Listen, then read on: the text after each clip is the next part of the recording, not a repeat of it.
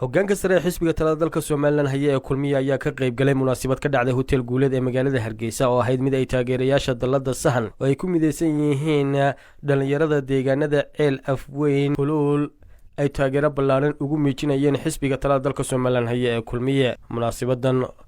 oo ahayd mid si heersare loo soo agaasimay ayaa ugu horreyn waxa halkaasi hadal ka jeediyay dhalinyaro ku hadlaysay afka dalada sahan oo ay ku mideysan yihiin dhalinyarada deegaanada Ceel Afweyn iyo Hulul ayaa shaaca ka qaaday in ay taageeradooda codkooga iyo cududoodaba ay la garab taagan yihiin madaxweyne Muuse Biixi Cabdi oo u sharaxan xisbiga talada dalka Soomaaliland haya ee kulmiye iyo mudane Saajin oo ah musharaxa madaxweyne ku xigeen ee xisbiga kulmiye. boqoran ee lagu shaacinayo dalada sahan ee ay ku mideysan yihiin dhammaan dhalinyarada beelweynta Axmed Faarax Biciide ujeedadooduna ahayd ka shaqaynta dalada sahan xisbiga kulmiye wada shaqaynta doorashooyinka fooda ee lagu soo haya sidoo mar labaad loogu dooran lahaa xisbiga kulmiye madaxweynaha qaranka jamhuuriyadda Soomaaliland mudane Muuse Biixi Cabdi iyo sidii loogu dooran lahaa codka hoose loogu soo saari lahaa xisbiga kulmiye oo gudoomiyaha ka yahay mudane Mujaahid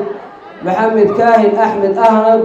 wasiirka arrimaha gudaha jamhuuriyadda Soomaaliland. xoolaha degal xubba dilahada la duur xubba dila waxaan uga gol leeyahay waa hooy dadkayga oo dalka iyo deegaankuba kulmiye la degayaan oo dalka kala hadlayaan oo dib u dooranayaan dalwada fuuga. marka runtii anagu markasta waxaan u taaganahay taageerista xisbiga kulmiye. sanadkii hore uu soo baxay anigu waan u taagnaa taageeradiisa iyo ololihiisaba waan ku jiray maantana sidii baan ugu taaganahay. Sahra Saleebaan oo ah gudoomiyaha garabka haweenka heer qaran ee xisbiga kulmiye Axmed Nuur Faahiye iyo gudoomiyihii hore ee komishanka doorashooyinka Soomaaliland Cabdirashiid Riyaraac ayaa iyaguna halkaasi ka hadlay waxaana ay sheegeen in xisbiga kulmiye uu mar saddexaad talada dalka uu ku guuleysan doono iyagoo halkaasina ku soo dhaweeyay dhalinyarada dalada sahan. dalada sahan waxa la horta reerku markuu guurayo dawuu sahan tagaa dhalinyartana waxay noo sheegeen xisbiga kulmiye inay doorteen 17kii iyo doorashadii ka horeysay siiraanyaba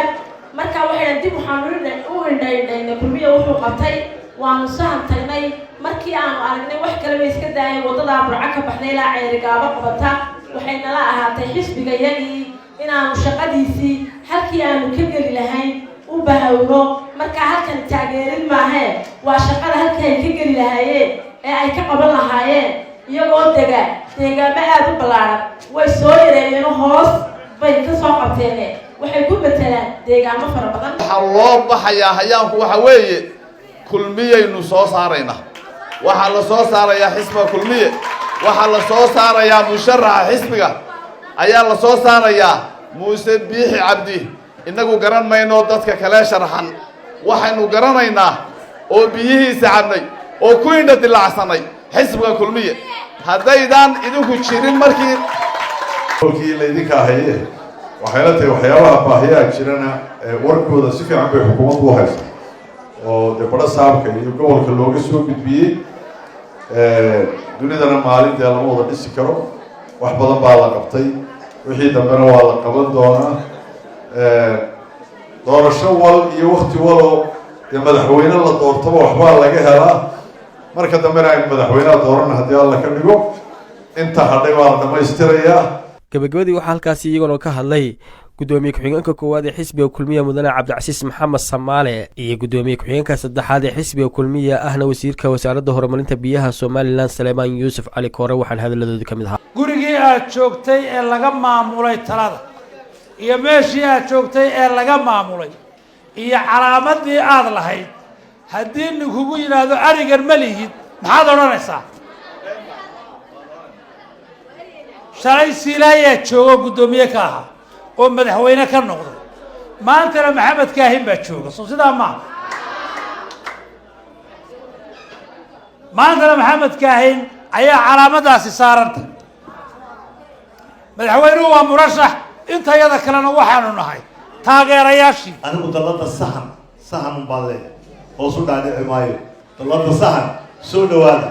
deegaanadaad matalaysaan oo dhan soo dhawaada ha isku yaraynina dhulka dalka bay dhammaantii idinkaale dalkaba idinkaale yaa idinkale aantiin dalkani magu jireenba idinkale aantiin سومالنا ما بيتي تيمبا هاي سكوير إننا إذيك هيا عد مرتئه تهين معها وحقبت كدقاك وحي كقب صومي ولا قبتي وحكى لنا قصب ولا قبضونا إذا كان قبضونا حكومتنا أنا قبضونا وحقبضونا مسؤولين أنا قبضونا آدي بادي سلامية وحنا كما هنقيا سيدا قيمة عليه دو فردين إن يسكون دقيسني بان آدي كما هنقينا وحنا دلنا هاي قول يقولنيمو إلى هاي نقوليو وين قوليسنينا إن يرباي نوعسر صدقية طمكي نوفمبر ويسودو هاي أكتوبر بينو كلايمكا نوفمبر باكو عدا وعضين أدو عضين يسوع عدا تعيش هاي عدا تعيش هاي وايو كل يسوع معها مدعونا تعيش هاي وايو مدعونا موسى معها كل حول نفتوى معها